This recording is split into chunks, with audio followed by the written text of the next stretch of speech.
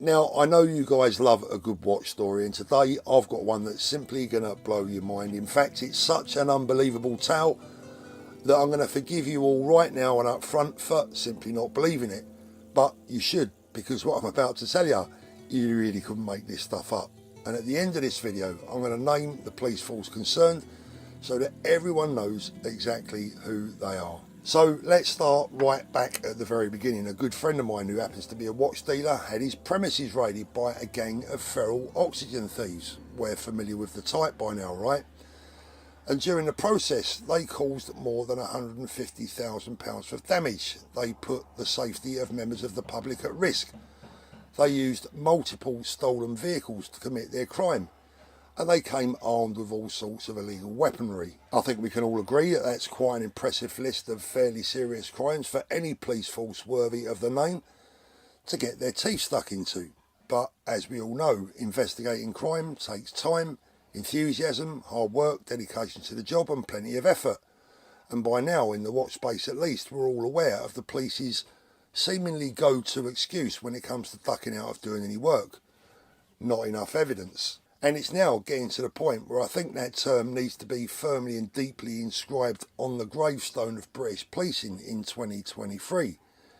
But enough of the sarcasm. Why has this particular watch robbery got me so hot under the collar? After all, there are 11,000 of them to choose from. Well, let's start with the fact that the victim was pretty sure that he knew who was responsible right from the very start.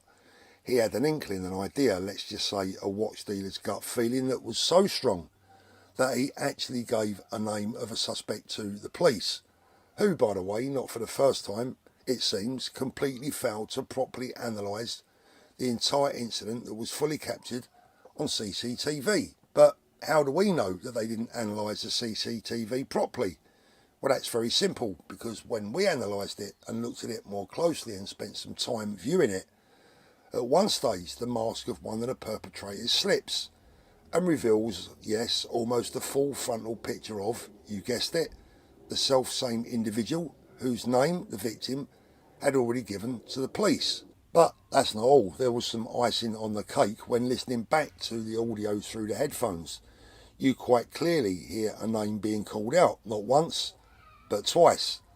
That name was the same name as the person who'd already been named as a suspect and whose clearly identifiable face had appeared on CCTV. What a result. Surely that's job done. Or so you'd think. The shocking reality is that none of this evidence was found by the so-called detectives in charge.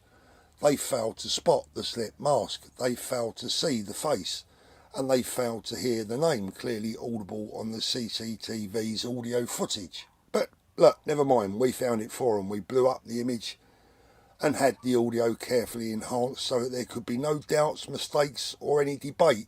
In old-fashioned terms, this guy was quite simply banged to rights. So let's just quickly sum up what we've got here. We have a named suspect, we have a facial picture of him at the scene participating in the robbery, and we have audio where his friends call out his name on 2 occasions. So I think it's fair to say, guys, that the services of Sherlock Holmes wasn't required in this instance, right?